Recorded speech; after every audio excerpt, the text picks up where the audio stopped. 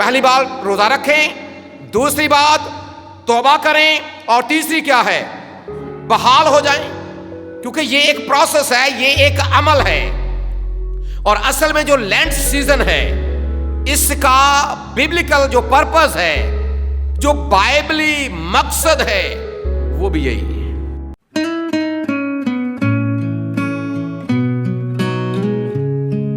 جب ہم یہ بات کرتے ہیں کہ مسیحی روزہ ایک بامقصد عبادت ہے، تو یہ مقاصد مختلف ہو سکتے ہیں، کیونکہ ہم میں سے ہر ایک کی خواہشات میں فرق ہے، ہم میں سے ہر ایک کی ضروریات میں فرق ہے، ہم میں سے ہر ایک کے جو مقاصد ہیں وہ فرق ہیں۔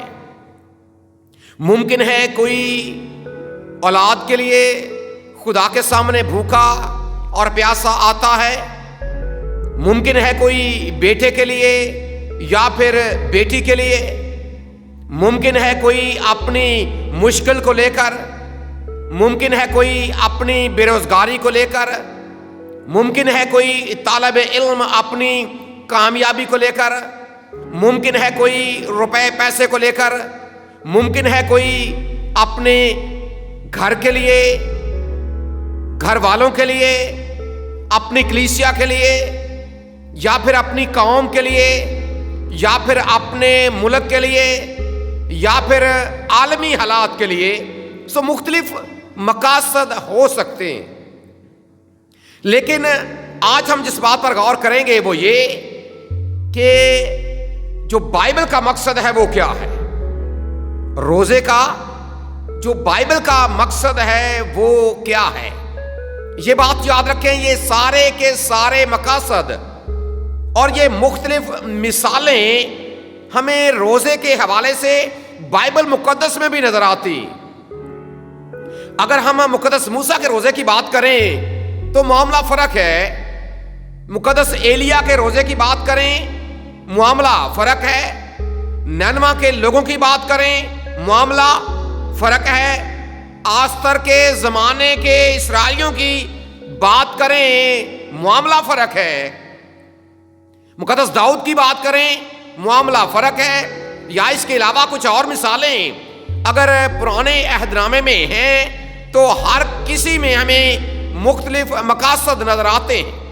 پھر اس کے ساتھ جب ہم نئے عہد نامے میں جاتے ہیں تو مشہور ترین روزہ میرے اور آپ کے خداوند یسوع مسیح کا ہے، اور وہاں پر ہمیں ایک بالکل الگ ماحول نظر آتا۔ لیکن آج ہم بات کریں گے جو روزہ جس کا حکم خدا نے دیا، کیونکہ ایک ہی فرضی روزہ ہے بائبل مقدس میں، اور اس کا ایک مقصد ہے، اور جہاں پر خدا نے یہ کہا کہ آپ نے روزہ رکھنا ہے، وہیں پر خدا نے اس کا مقصد بھی بیان کر دیا۔ اور اگر آپ اسی بات کو سیکھنے کے لیے احبار کی کتاب اور اس کا 16واں باب اور اس کی 29ویں آیت کو پڑھتے ہیں تو وہاں پر لکھا ہے کہ 7ویں مہینے کی 10ویں تاریخ کو تم میں سے ہر کوئی اپنی اپنی جان کو کیا دے؟ دکھ دے، اور یہ ایک دائمی قانون ہے۔ یہ کیا ہے جی؟ یہ کیا ہے؟ ایک سدا قائم رہنے والا قانون ہے، یعنی کہ اس میں کوئی رد و بدل نہیں ہے، اس میں کوئی گنجائش نہیں ہے، اس میں کوئی ٹال مٹول نہیں ہے کہ یہ تمہارے لیے ایک دائمی قانون میں نے مقرر کر دیا۔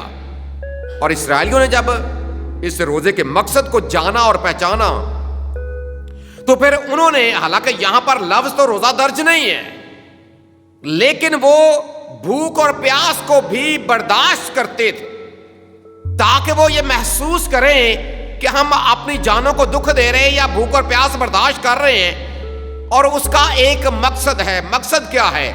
جان کو دکھ دینے کا مقصد کیا ہے؟ مقصد ہے اپنے گناہوں کے اوپر پچھتانا، غور کرنا کہ ہم نے پچھلے سال، چونکہ یہ سالانہ بنیادوں پر رکھا جانے والا روزہ ہے جو اسرائیلیوں کو خدا نے حکم دیا کہ ہر سال 7ویں مہینے کی 10ویں تاریخ، اور اسے یوم کفارہ کا نام بھی دیا جاتا، اور مقصد یہ تھا کہ جو اسرائیلی لوگ ہیں، جو خدا کے لوگ ہیں، سب سے پہلی بات یہ کہ وہ اپنے آپ کو پہچانیں، سب سے پہلی بات یہ کہ وہ تسلیم کریں کہ انہوں نے واقعی گناہ کیا ہے، تسلیم کریں کہ انہیں اپنی جان کو دکھ دینے کی ضرورت ہے، تسلیم کریں کہ انہیں اس پروسیس میں سے گزرنے کی ضرورت ہے ایک مقصد کے ساتھ۔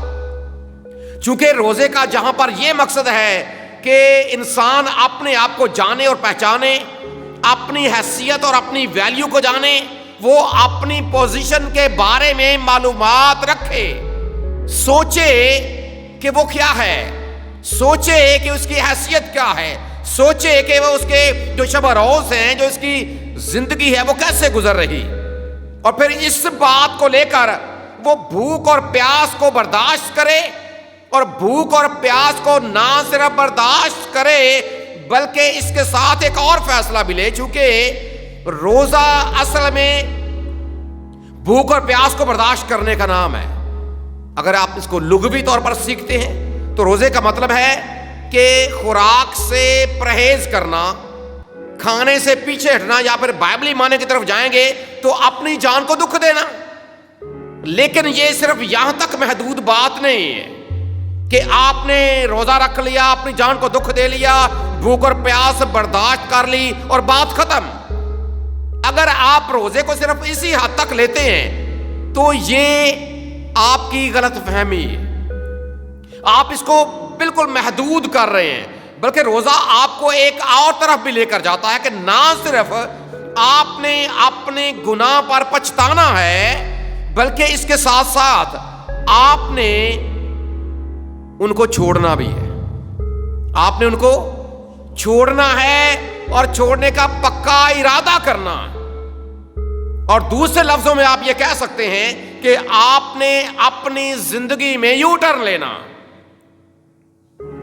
اور یو ٹرن لینے کا اگر آپ بائبلی مطلب جاننے کی کوشش کریں گے تو اس کا مطلب ہے توبہ کرنا۔ کیا کرنا جی؟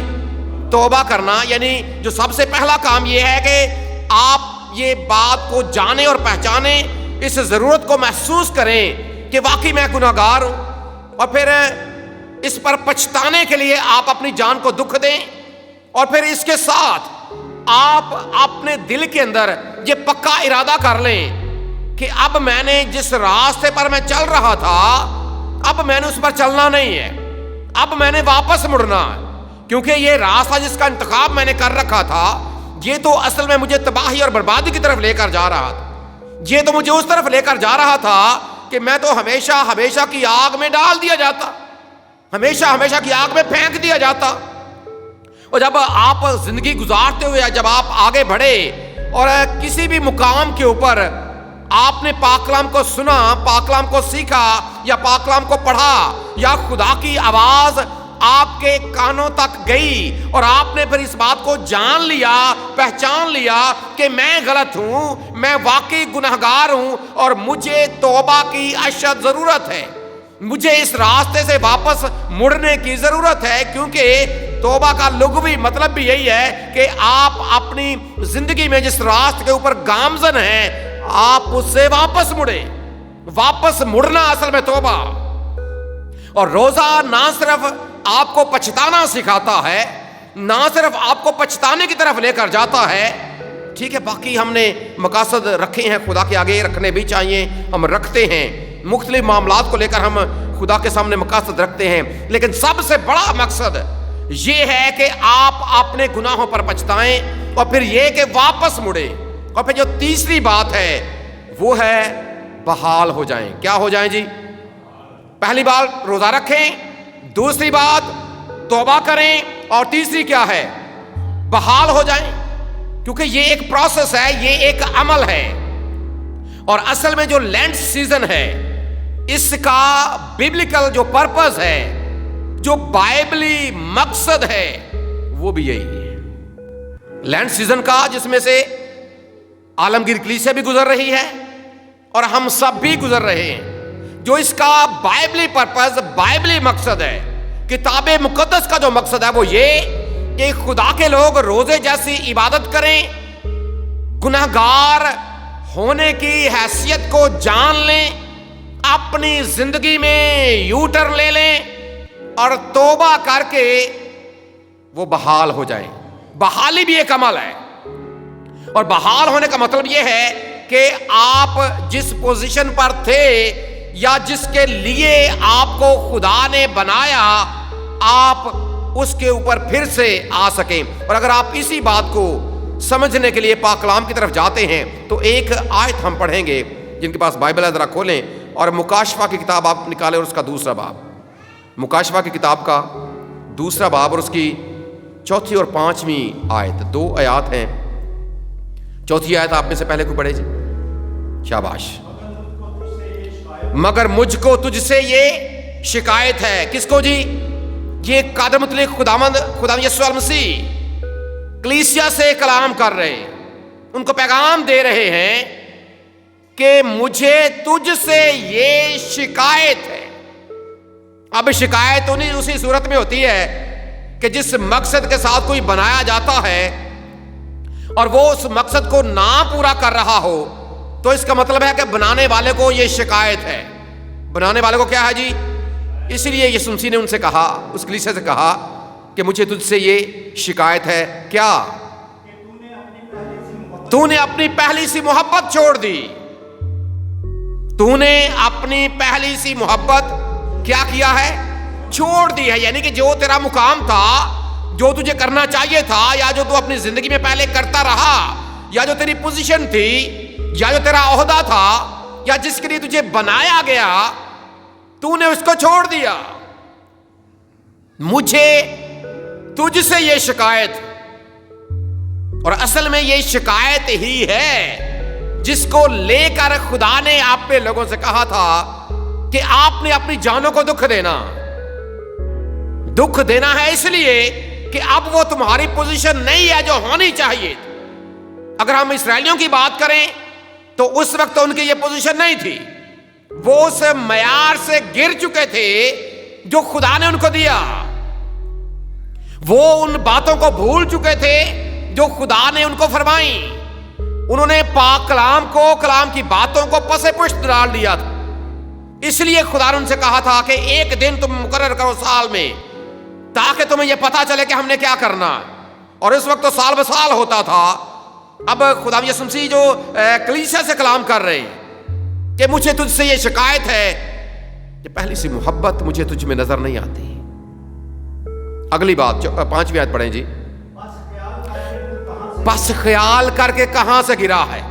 اور روزہ اصل میں جہاں پر اور بہت سی باتیں آپ کے سامنے رکھتا، یہ لینڈ سیزن جہاں پر اور بہت سے مقاصد آپ کے سامنے لے کر آتا ہے، وہیں ایک بہت بڑا مقصد اور بائبلی مقصد یہ ہے، بس خیال کر، ریممبر دس، اس بات کو یاد کر، اپنے خیال میں لے کر آ، اپنے ذہن میں لے کر آ کہ تو کہاں سے گرا، تیری حالت کیا تھی، تو کس لیے بنایا گیا۔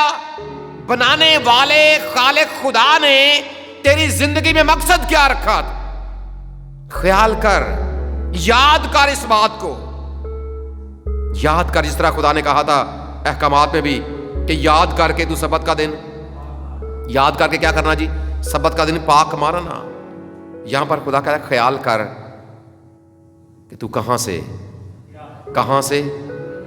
سے اپنی حیثیت کو جان، اپنی حیثیت کو پہچان۔ اور روزہ اصل میں آپ کو اپنے گریبان میں جھانکنے کا موقع دیتا ہے کہ آپ اپنے گریبان میں جھانکیں کہ اصل میں آپ ہیں کیا تھے اور کیا بن گئے، کس لیے خدا نے بنایا اور کیا کر رہے ہیں۔ خدا نے بنایا کس لیے، خدا نے خلق کس لیے کیا، خدا نے کیوں اپنا نائب ہمیں زمین کے اوپر قائم کیا، خدا نے کیوں ہمیں اپنی شبیہ اور اپنی صورت دے کر ہمیں اشرف المخلوقات بنایا۔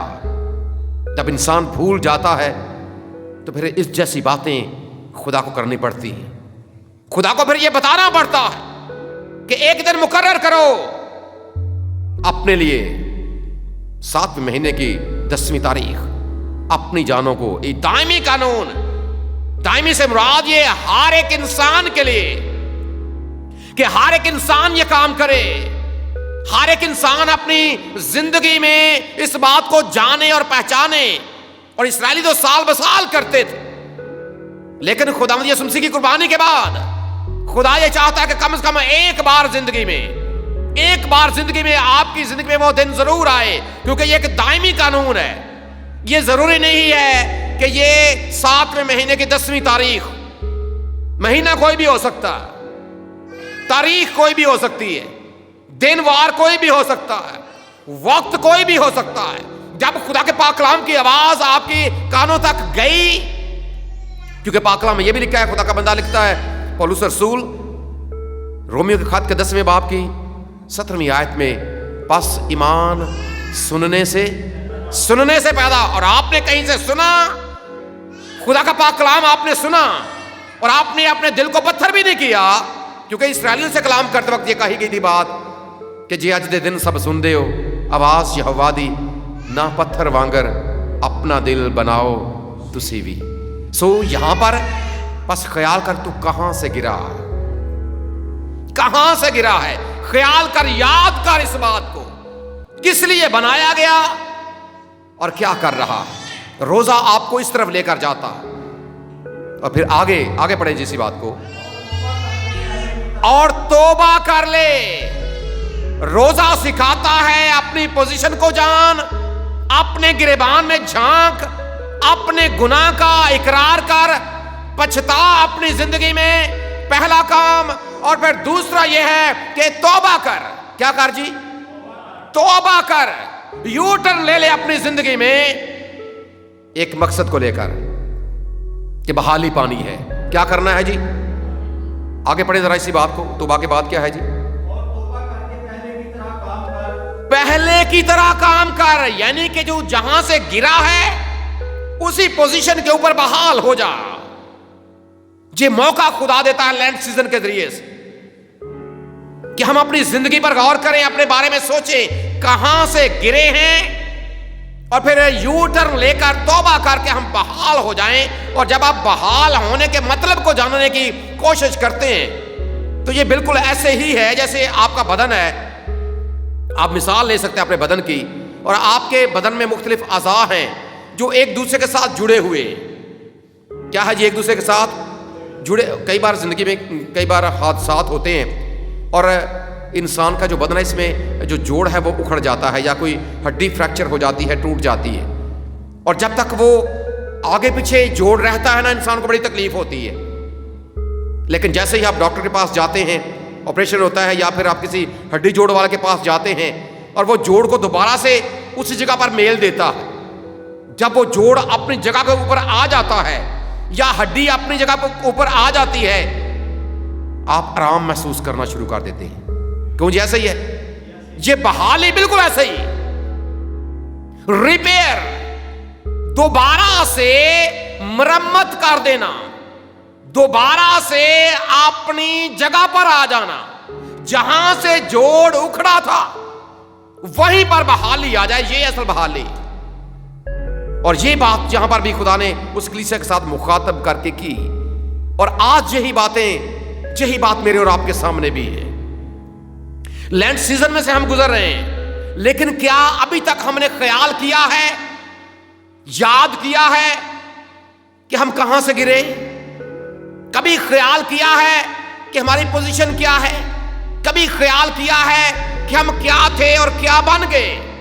یہ بطور کلیسیا بھی ہے اور یہ بطور ایک شخصی زندگی کے بھی ہے. کہاں تھے، کہاں پر آ گئے؟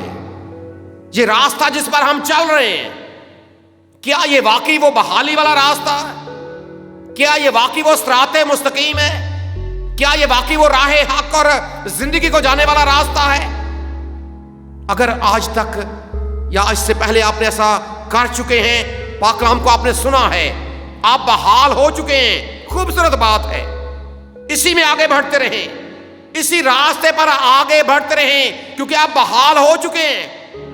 اور بحال ہو چکے ہیں تو اس کا مطلب یہ ہے کہ آپ ہمیشہ کی زندگی کے بھی وارث بن چکے ہیں. لیکن اگر ابھی تک ایسا نہیں ہے تو یہ لینٹ سیزن اور خاص طور پر آج کی یہ عبادت آپ کے سامنے اسی بات کو رکھتی ہے. روزہ رکھیں، بھوکے پیاسے اپنے خداوند کی حضوری میں آئیں، اپنے گناہوں کو تسلیم کریں، پکی توبہ کریں، بار بار والی نہیں کہ آج بھی کر لی، کل بھی کر لی، پرسوں پھر کر لی، پکی ایک ہی بار، اور پھر اپنے تعلق کو اپنے خدا کے ساتھ بحال کر لیں، جس طرح مصرف بیٹے نے کیا تھا. پہلے اس نے تعلق توڑا، گھر کو چھوڑ کر چلا گیا، اپنی پوزیشن سے گر گیا، لیکن پھر لکھا ہے کہ اس نے ہوش میں آ کر کہا کہ میں اپنے باپ کے پاس واپس جاؤں گا، اپنے گھر میں واپس جاؤں. واپسی آ گیا. توقع نہیں تھی کہ باپ پھر سے بحال کر لے گا، لیکن باپ نے پھر اسی کی پوزیشن جو تھی بیٹے کی پوزیشن، حالانکہ اس نے سوچا یہ تھا کہ باپ سے کہوں گا کہ مجھے اپنے نوکروں جیسا کر لے، رکھ لے، نوکروں جیسا رکھ لے، لیکن باپ نے کیا کیا؟ اسے بیٹے کی پوزیشن کے اوپر بحال کر دیا. آج اسی بات کو اپنے سامنے رکھیں.